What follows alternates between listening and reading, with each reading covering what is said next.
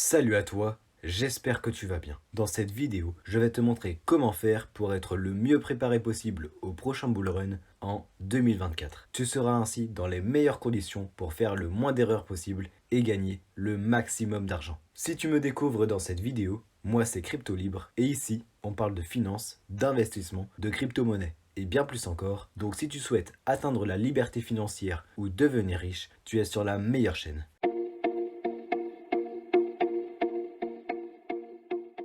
Pour commencer, tu dois tout d'abord définir qui tu es, ce que tu as, ce que tu veux faire et ce que tu souhaites atteindre. C'est crucial dans l'investissement car définir clairement tes objectifs te permettra de ne pas te perdre en cours de route, faire n'importe quoi et au final perdre tout ton argent. Avec ça, tu pourras te remettre sur le chemin initial. Donc, ce que tu vas faire, c'est sortir un crayon, une feuille, un cahier ou un bloc-notes. Tu fais ce que tu veux et tu commences par te définir. Voilà, je te laisse quelques secondes pour prendre tout ça. C'est fait? Parfait. Quel est ton profil d'investisseur? Es-tu plutôt un trader court terme, plus communément appelé un scalper, ou alors un day trader? Dans ces deux cas, tu seras peu concerné par ma vidéo car elle parle du prochain bull run en 2024, soit sur du moyen long terme. Le scalping et le day trading agissent uniquement sur le court terme.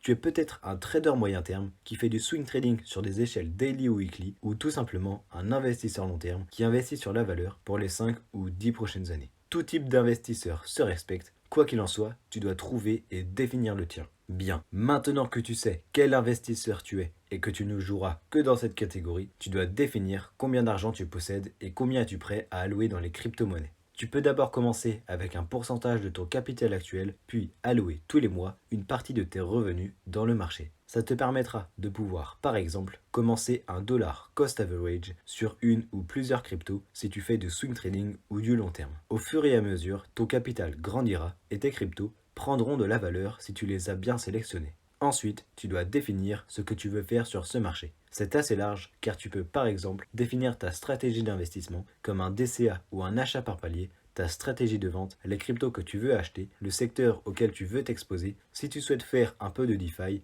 du staking, pourquoi pas des NFT, bref, tu as compris, tu dois prendre toutes ces décisions en amont pour ne pas prendre le risque de faire n'importe quoi sous l'émotion. Le dernier point est de déterminer tes objectifs et ce que tu aimerais que t'apporte ce marché. Avant que tu te lances tête baissée dans cet objectif, j'ai quelques précisions à te faire. De 1, ton objectif doit être ambitieux mais pas irréalisable. N'espère pas faire 1 million avec 1000 euros en l'espace de 3 ans, c'est presque impossible. Ce n'est pas parce que tu as vu sur YouTube que quelqu'un l'avait fait que tout le monde peut le faire. Le problème de ce genre de success story, c'est que l'on ne montre que la petite partie des gens qui ont réussi, mais jamais le nombre de personnes qui ont échoué.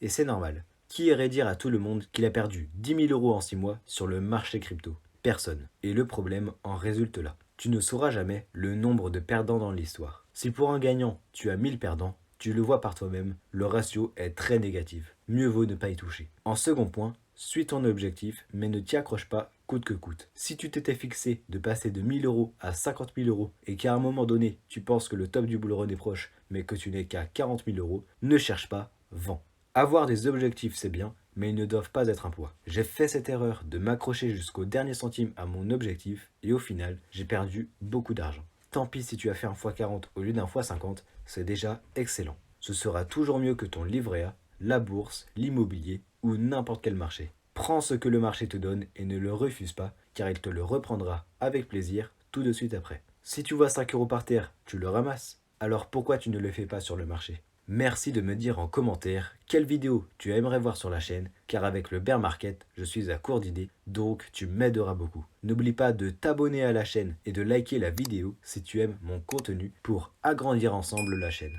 Je te remercie. Maintenant que tu es prêt pour affronter le marché, il faut que tu connaisses les bons points d'achat et les bons points de vente. Donc pour cela, on va utiliser un indicateur très utile et très simple à utiliser, le retracement de Fibonacci. Si tu souhaites acheter tes cryptos à un bon prix sans faire de DCA et sans te prendre la tête, Fibonacci est une excellente solution. Tu vas te rendre sur TradingView ou une autre alternative, ça n'a peu d'importance, puis tu cliques sur retracement de Fibonacci juste ici. Ensuite, tu passes ton échelle en weekly ou même en monthly, car c'est du long terme, et tu traces à partir du bottom de la dernière tendance haussière, puis jusqu'à son top.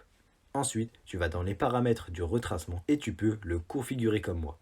Les couleurs n'ont pas d'importance, seul le nombre 0,886 est important. Tu confirmes et tu vas voir la zone des 0,886 sur la charte à 626 $ sur ETH. Cette zone est la zone d'achat ultime d'une crypto-monnaie. Donc, si tu vois une crypto que tu crois à long terme dans celle-ci, il n'est absolument pas idiot de l'acheter. Si je vois ETH revenir à 625 $, je racheterai volontiers. Cet indicateur fonctionne de même pour toutes les cryptos. Tu peux aussi acheter tes cryptos par palier ou faire un DCA. Le retracement n'est qu'une manière parmi tant d'autres pour acheter tes cryptos, même si les résultats sont souvent meilleurs. L'important est d'acheter et de vendre ta crypto dans un intervalle entre le bottom et le top. Pour vendre la crypto que tu as réussi à acheter plus bas, on va maintenant utiliser non pas le retracement de Fibonacci, mais le prolongement de Fibonacci ou l'extension de Fibonacci. Tu cliques sur extension de Fibonacci et tu commences comme si tu faisais un simple retracement de Fibonacci. Donc, tu pars à partir du bottom de la dernière tendance haussière, tu vas jusqu'au top, sauf qu'il reste encore un troisième à placer. Celui-ci, tu le mettras au dernier bottom long terme du marché. Pour ETH, si son dernier bottom est à 880 $,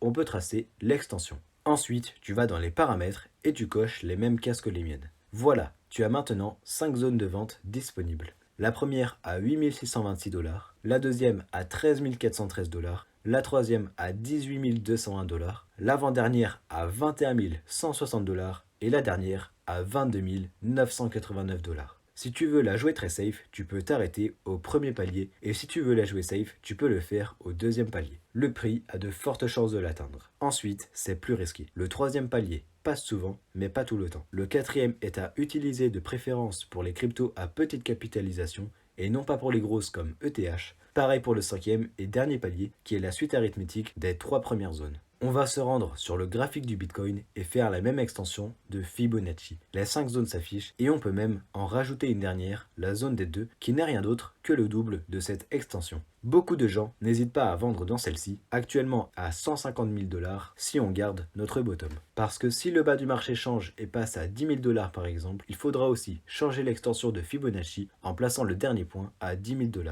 Et lorsque je fais ça, toutes les valeurs changent. Donc, maintenant que tu as les paliers, tu peux faire un peu de money management en vendant par exemple une partie de tes cryptos à chaque palier. Bien entendu, cela dépend de toi et de ta gestion du risque, mais voici ce que je ferai. Je vendrai 25% de mes bitcoins lorsque les 1.618 seront atteints. Si tu ne le sais pas, 1,618 est le nombre d'or, un nombre très important aussi en investissement. Ensuite, je vendrai un tiers de mes bitcoins et 25% de toutes mes cryptos lorsque le palier 2 sera lui aussi atteint. Lorsque le deuxième palier est atteint, cela indique souvent que la fin est proche. Donc, en vendant 25% de mes altcoins, je serai largement en gain. Et oui, car lorsque je dis que je vendrai 25% de mes altcoins, je parle de mes altcoins restants qui n'ont pas encore été vendus parce que la majorité l'aura déjà été faite grâce à leur propre extension de Fibonacci. Si la zone des 2,618 est atteinte, je vendrai 50% de mes bitcoins restants car le top ne sera pas très loin et nous aurons fait plus d'un x10 par rapport au bottom du marché. Comme tu as pu le voir au précédent bullrun, les 2,618 étaient à 54 000 $.